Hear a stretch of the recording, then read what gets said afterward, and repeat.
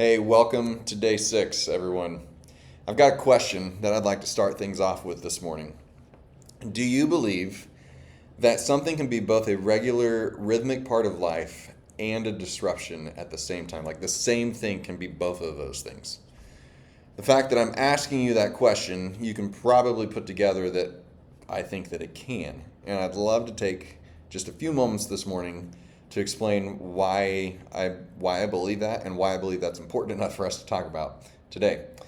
Right now, it's Tuesday morning, and I'm sitting in the VU library. I'm on the upper level, and I'm hoping that a student doesn't come in needing to study so that I'm not disrupting them. This has become a regular rhythmic part of my week for the past 4+ years. I'll find myself either here or at a coffee shop. If the weather's nice, I'll find myself down by the river or even in a park somewhere, just sitting outside.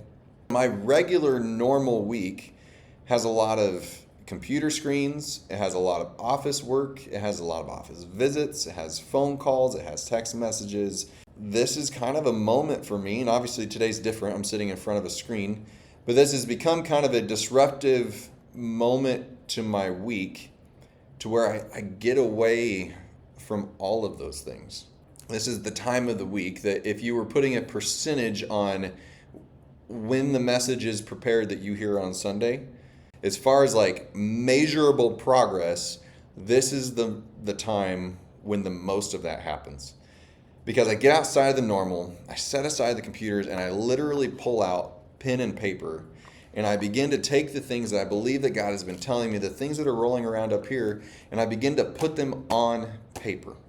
Eventually, before the week is over, the paper will go to the computer, and the computer will go to the slides, and eventually it'll be spoken word, and then on Monday it'll become the weekend recap, and it'll progress in the way that you see things.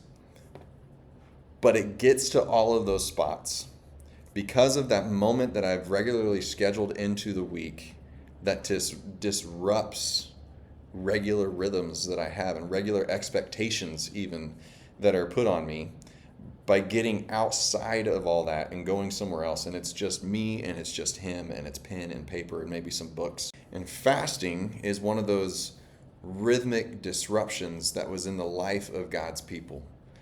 We've looked at what it looked like in the Old Testament. We looked at what it looked like in the New Testament and what it's looked like for the past couple of millennia in the church.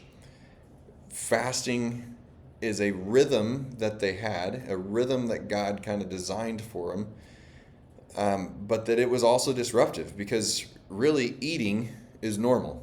Eating is routine. Eating is what our body craves. It's what our body needs. And so fasting disrupts all of that. We're in this season called Lent that is a disruptive season. Every year it comes around. We know it's going to happen. We know it's going to be 40 days plus Sundays. We know it's going to start on Ash Wednesday and it's going to end on Easter, but yet it disrupts some pieces of life, especially for those who do kind of change their eating habits. You'll go into restaurants and fish will be on the menu more than it is during the rest of the year on Fridays because people are disrupting their eating habits. Easter is disruptive. Easter is a day, again, that we know it's a part of our rhythm. We know it's going to come around every single year, and yet it disrupts lives every year. We see people, and I don't mean this cynically, I don't mean this negatively, but people who don't usually darken the doors of a church building, they'll come on Easter. And really, even for those who are regular attenders, it's the Sunday that we'll see most of us together than we will throughout the course of the rest of the year.